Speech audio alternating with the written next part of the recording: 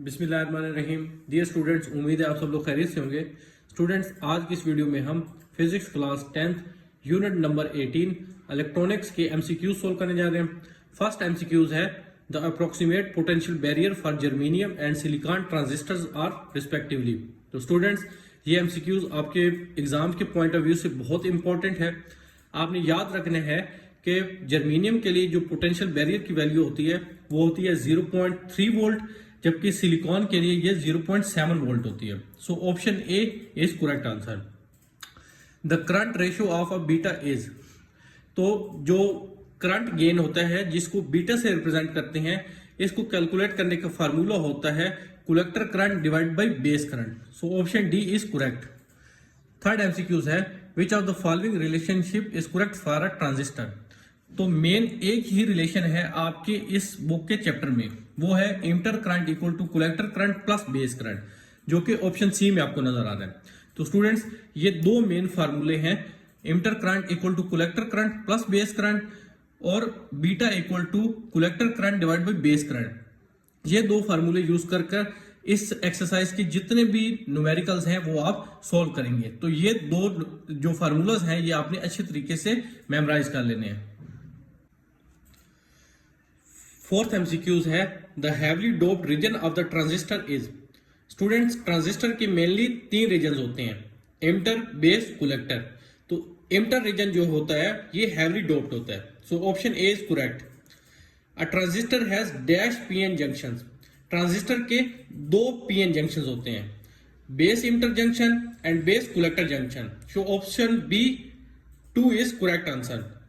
Question number 6 है if emitter current is 1 milliampere and collector current is 0.25 milliampere then the base current will be। emitter और collector current उसने हमें बता दिया है और base current जो है वो कैलकुलेट करने के लिए कहा है। तो आप फार्मूला यूज करेंगे emitter current equal to collector current plus base current। चूंकि हमने बेस करंट फाइंड करना है तो इस फार्मूला से बेस करंट हम लिख सकते हैं, वो आ जाएगा emitter current minus collector current. अब एमिटर करंट भी गिवन है और कलेक्टर करंट भी गिवन है, इसकी वैल्यूज आप यहां फार्मूला में पुट कर दें तो बेस करंट आ जाएगा 0.75 मिली एम्पियर, जो कि ऑप्शन ए है।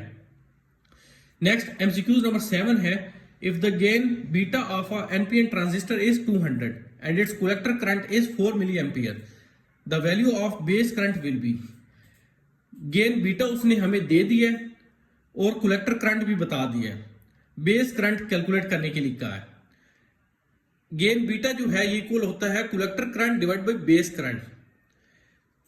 हमारे पास बेस करंट नहीं है, इस फार्मूला से हम बेस करंट निकाल सकते हैं, वो आ जाएगा collector current divide bye gain beta.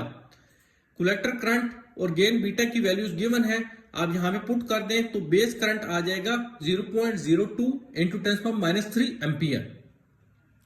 अब इसको थोड़ा सा आप सिंप्लीफाई कर लें, 0.02 को 20 इंटू 10⁻³ हम लिख सकते हैं और ये 10⁻³ ऑलरेडी एक मौजूद है, तो ये 20 इंटू 10⁻6 हो जाएगा, क्योंकि बेस सेम हो तो पावर्स ऐड हो जाती हैं, तो ये आ जाता है 20 micro ampere. So option A is correct answer.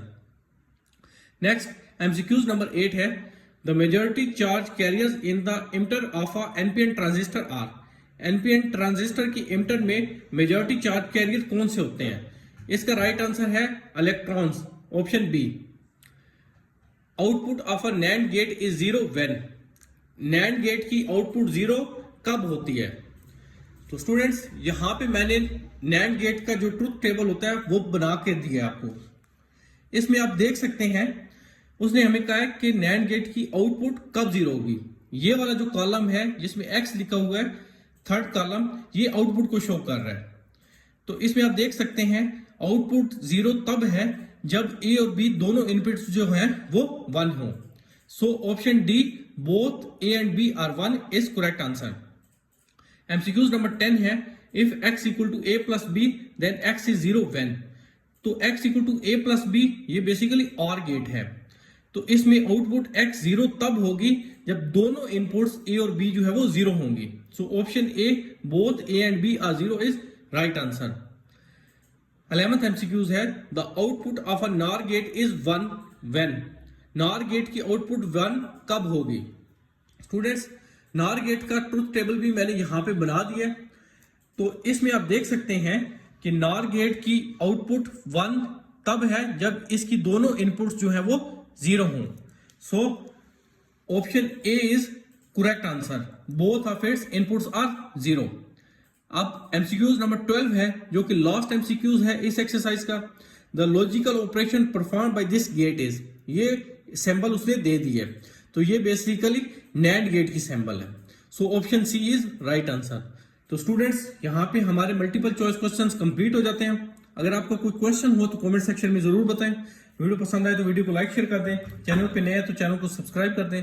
अपने बहुत ख्याल रखिएगा, मिलते हैं नेक्स्ट वीडियो में, तब तक के लिए अल्लाह हाफिज।